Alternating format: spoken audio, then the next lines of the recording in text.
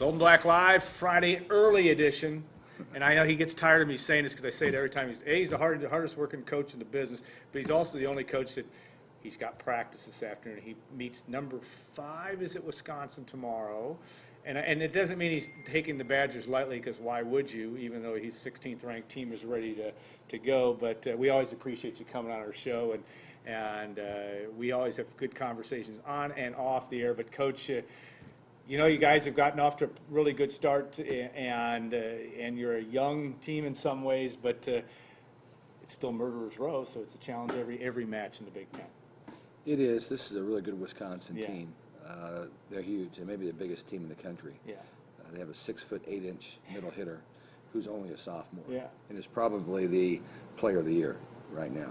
Leads the Big Ten in blocking and probably also in hitting percentage. I haven't checked, but that's where you got to start when you prepare for these guys. But they're 6'3", 6'3", 6'3" on the pins, and they got a really quick middle out of Fort Wayne who's about 6'1½", and then one of the best setters in the country, and a libero that transferred in from Michigan that wanted to win a championship. Yeah. And so they're very talented. They've won some big matches. They've beaten Texas and beat Marquette at Marquette last week. They did, however, lose most recently to Minnesota. Last night or 2 nights ago? Wednesday. Yeah. At the Pavilion up in Minneapolis. So that's probably the good and the bad news. I mean, Yeah. they're probably going to be pretty hungry when they get in here. So it'll be a tough match for our team. Sheridan Atkinson, I mean, she's 6'5". I mean, do you deal with with that size? Do you just try to?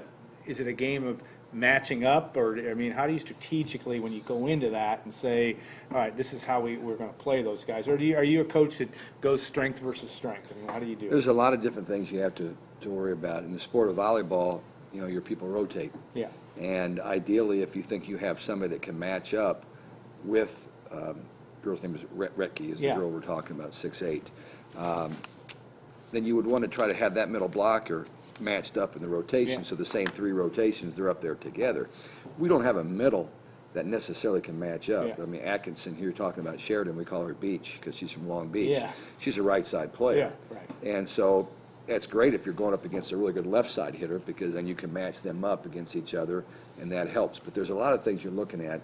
Problem is that they have more than Retke. Yeah. And they have a couple of outside hitters that are really good, and they got a right side player that is killing people. And so you got to do a lot of things. It's a nightmare trying to prepare for them, to be honest. But if you serve them tough enough, Yeah. it's kind of like in baseball. If you pitch tough enough, then your defense isn't going to It's gonna be find a chance. stressed as much. But if not, then you're going to have a tough time. But we want to serve them tough enough to where we can dictate where they're going to set the ball. If you serve tough enough and they pass the ball all over the floor, they have to set their outside hitter all the Yeah. time, and then you can get into some rhythm blocking against them. But if they serve well enough, then your job becomes really tough. And you look at them. How much, when you watch tape on teams, I mean, I know it's important. I mean, do you scour? You know, do you try to look through the whole season, and what can you reasonably do? And you only have 72 hours since your last match as well. I mean, how much of that goes on in the sport of volleyball? I know it does. A ton. Yeah. You know, we are fortunate that we actually have, 2.5 days to get ready Yeah. for them. A lot of times you're playing Play Friday Friday and Saturday, and you're just really scrambling to try to prepare for that second opponent. But with this group, we were able to look at a lot of tape, and we've probably gone back, picked out some of their better matches. Yeah. You know, if they're pounding somebody, it doesn't do you a lot Yeah. of good to watch that match. You got to find people that are having some success against them and watch those matches. And so I have looked a lot at their serve receive. That's Yeah. my job, is preparing our defense primarily. And so I've watched a lot of their serve receive from probably 6-7 matches to see what their tendencies are and what shots they're hitting and who the setter likes to get the ball to in certain rotations. But it's huge. But then the issue is, how much of that do you provide your team? I mean, how much Yeah, information can't is overwhelm too them. much Yeah. in the sport of volleyball? And, over the course of many years of doing this, I think that you have to know your players. Some players can take a lot of it, and they want a lot of it. Others, they just let me go play. Mm-hmm. Let me go do what I'm supposed to do, and maybe make some small adjustments. And so that's a big part of it as well. Yeah, you look at that, and there's so much that goes into this, and so little time to get ready, and so little time to change the flow of what's going on. Now, you started off, this is a season where you lost so many top talented kids from last year.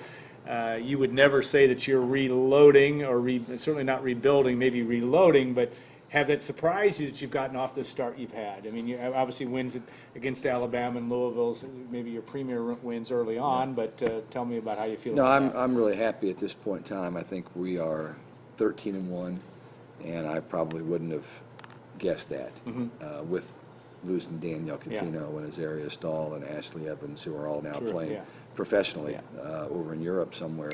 So it was a challenge for us to, put this team together. We do have some good seniors. Two players that are making a big difference for us right now. Sheridan Atkinson, who we've talked about, and then Brooke Peters, who's playing so far above the level she played at a year ago in our libero spot. So they're doing a lot for us. We've got two middle blockers, Blake Moeller and Shavana Catino, that have got to hold the fort down in the middle. They've got some experience, as does Sheridan as blockers in the front row. So we're leaning on them heavily, but we, a match last weekend in here, we started 4 freshmen. We started Grace Cleveland on the outside. She's a 6'3" outside hitter that was a middle her entire career until she got here. We moved her to the outside. J.L. Johnson out of Avon started that match in the middle. Our setter is Haley Bush, who's a redshirt freshman, who's really past our expectations so far. And then we have a defensive specialist, Marissa Horning, who's also in the rotation. So that's a lot of young people on the floor, and then we're also playing 3 sophomores. So it's a young team. Yeah. Last year, I think you moved Catino, if I remember right. You had to, having that experience of moving players to different positions and saying, all right, this is where you came in at, but we need you here. In your experience, does that is that an easier thing to do now? How much selling on them do you have to do in terms of saying, we've got to get you to the right spot? Well, all players are a little bit different in their mental makeup and how versatile that they may have been in the past, not just as an athlete, but as a person. Danielle wanted to do whatever was best for the team. We moved her from the middle to the outside, and she knew she'd get the ball a lot more on the outside, so that was a good idea. Then we needed to get her back in the middle because we had a big hole there, and we had an outside that was playing well enough to fill that void. So she said okay, and then responded well. Grace Cleveland, I told her, I said, I think we're going to need to move you to the outside. She says, whatever you need to do, Coach. That's fine, whatever you need to do. And she was our best player on Wednesday at Maryland. If she doesn't play the way she plays at Maryland, we get beat.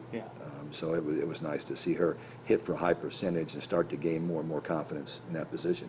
What did you learn about your team after losing, again, a young team in certain spots after you lose to Illinois, you come back and beat Northwestern, you go down, I think, the first set there as well, and have to persevere. What did you learn about your team the last week in terms of what, just responding from that type of situation? I think we have some tough players. I mean, we have some kids that will compete. We're just probably, now keep in mind, this is the best conference in the country. By a long shot. But we're shot. probably right now middle of the road, talented team in the scheme of everybody else. Everyone's got problems. I mean, we talked about Wisconsin off the air that I picked them to win the league. And they got drubbed at Minnesota on Wednesday. 3 straight, right? Yeah, so I mean, it's kind of like your marriage. You think you're the only person that's got problems, and you find out when you talk to enough people and they open up, everybody's got problems. Everybody's got problems. And so I told our team yesterday, I said, Wisconsin's got problems. Minnesota's got problems. Penn State's got problems. We have to find them, and try to exploit them, and then we have to limit our problems on our side of the net. So it's a match we can win. It will be, I think the odds are against it. Vegas would not be putting, the odds in our favor in this match. But we beat them here last year. Huge win. And they have a very similar team, and we don't. But they remember that, though. Oh, yeah. And there are people, I've talked to some people that know volleyball, watch our team play, that feel like we're every bit as good as we were last year. I don't know yet. It's too small of a sample of matches. But we got plenty ahead of us, and the league is once again very, very tough. Look at this. Nebraska 3rd ranked. Wisconsin. This is in this week's poll. Wisconsin 5th, Minnesota 6th. That may flip now, but Illinois 7th, Penn State 9th, Purdue 16th, Michigan 17th. Michigan State and Ohio State still receiving votes, if I read it correctly. One of the things that's always interested me, and you've had, for the most part, been able to take care of business, but when you get off the murderer's row, and the Indianas of the world, and I know Michigan's ranked this year, but Michigan State, does that present a different challenge? Because, it's human nature to take a deep breath when you're not maybe playing a top 10 ranked team, but everybody can beat you in this league. Well, I or think, most everybody. I think there's a candidly. natural phenomenon in sports that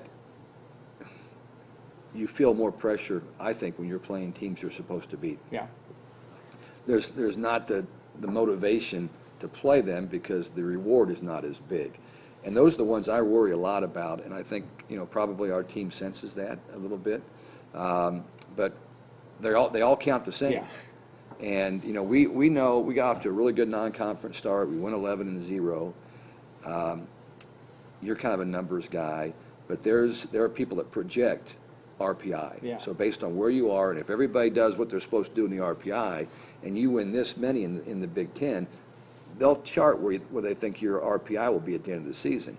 If we perform 10-10, for Yeah. example, we'll be a top 16 seed in the tournament because our leagues will keep our RPI up. But if you start getting knocked off by teams that are in the bottom third, that hurts you. Yeah. You can afford to lose. And again, we don't go to any matches Yeah, I assuming we're get going to that. lose. Don't misinterpret what I I'm know. saying. I'm Yeah, I trying to be hear you. open with people. But you have to take care of business, like Yeah. you said, and it's a struggle.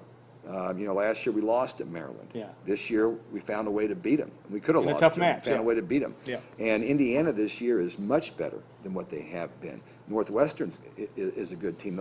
Rutgers continues to be the only team that really has a hard time winning in our league. Other people will jump up and bite you in the butt on a consistent basis, especially at home. Yeah.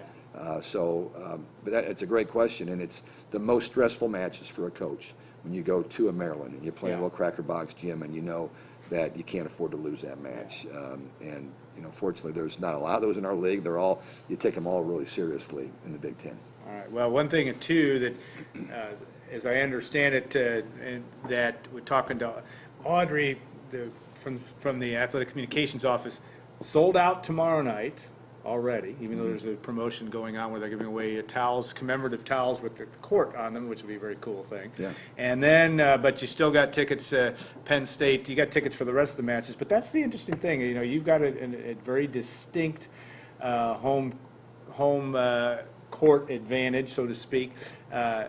Is that size perfect for you? I mean, we've talked about, how many matches you play in Mackey and whether you really like it because you can get a bigger crowd, but you love that home viewing The court. environment is perfect. Yeah, The gym needs to be bigger. yeah, Right now we get about 2,500, and we've sold out our last 4. This will be our 5th in a row, right. and we're just getting into conference play. And in talking to our ticket people, they anticipate every match being sold out Yeah. this year. The environment is great, but there's a lot of people that want to come watch us play Yeah. now. And so if we could get that into 3,500 to 4,000. There are 2 new facilities in the Big Ten, one that's just being finished at Indiana, one that's about halfway through at Ohio State, that are going to be volleyball, wrestling type buildings. Uh-huh. Beautiful buildings. And they're about 3,500. And I think that's a pretty good size for what we might need. But I don't see that happening any time during my tenure at Purdue. There's a lot of changes going on Yeah. at Purdue. That's not probably going to be one of them in the next 5-10 years. One of my favorite things about Dave Shondell, he's horribly honest, and that's a good thing from that standpoint.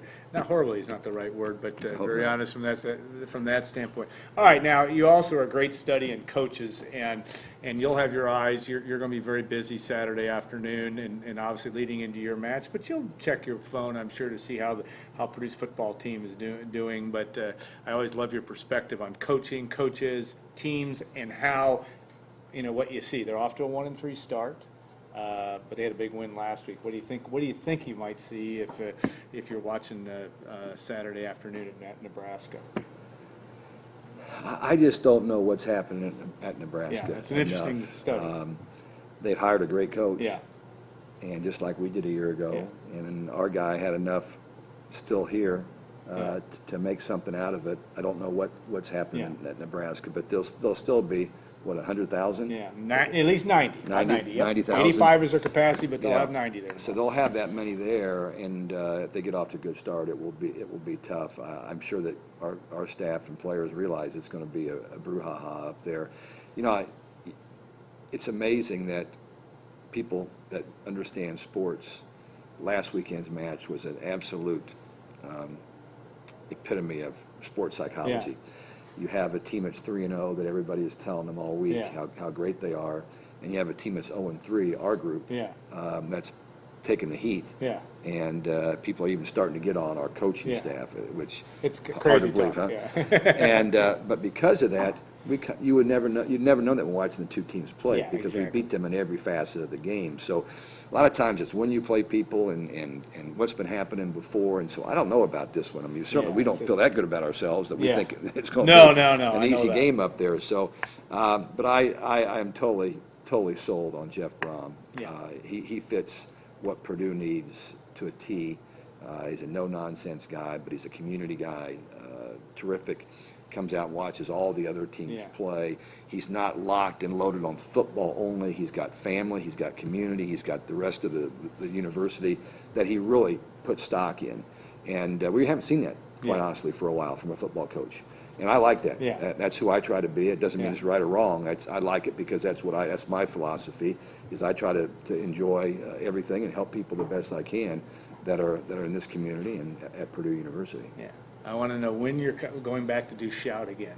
Is that? Well, that's a funny story because I was lined up about and that was 2 years ago, maybe. that was 4 years Four. ago, I See, think it 2 was. years is 4. It That's was the a way I long always think. time, but I was lined up to do it a couple of years ago, and then Robbie Hummel showed up on Okay. campus, and I got pushed to the back. That ain't right. So I guess I didn't do as good as No. I needed to do the first time. So I don't know what will happen on that, but I'll be ready if given the nod. I think you're a gamer, and that part will be good. All right, we will promise to have the coach back on in the spring where we can talk about all kinds of things. But Purdue volleyball tomorrow night against Wisconsin.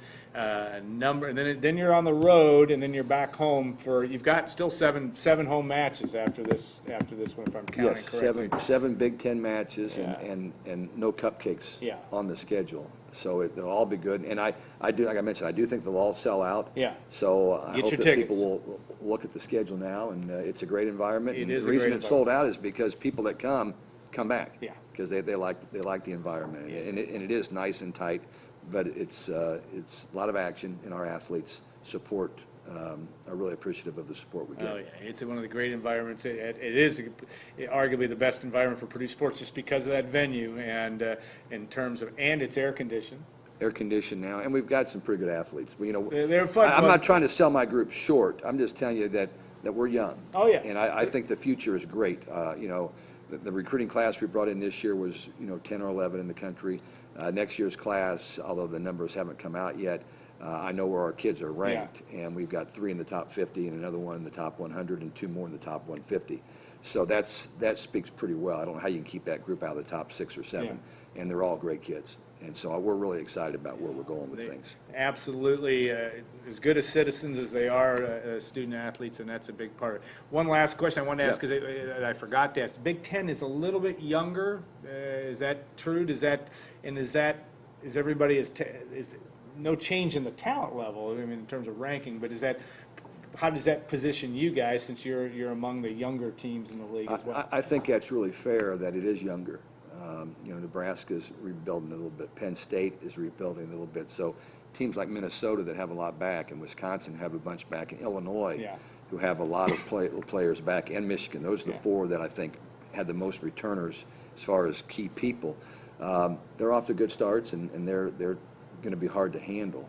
But because a lot of people are young, you got a chance to win matches that in a lot of years you might not. And we're probably down, if you're going to say who's in age, we're probably the 9th or 10th oldest team. Okay, yeah. We're down to we're young. But Northwestern's younger than we are, and Maryland's younger than we are, and that might be it. But so maybe we're close to the bottom. But that does, nobody cares about that. Okay, they're going to come out and try to punch you in the mouth, regardless of how many seniors you got. But we have some veteran players, and that's who we have to lean on to get us going, and hope the young kids will just continue to improve. All right. Well, we'll be keeping an eye on that for the remainder of this fall, and hopefully into the early part of winter, or at least the early part of December for Purdue volleyball as well. All right. We want to take a short break. We'll bring in Brian Newbert. We'll break down Purdue, Nebraska. Danny Anthrop will join us in segment 3 as well, as we get put an early start to Gold and Black Live.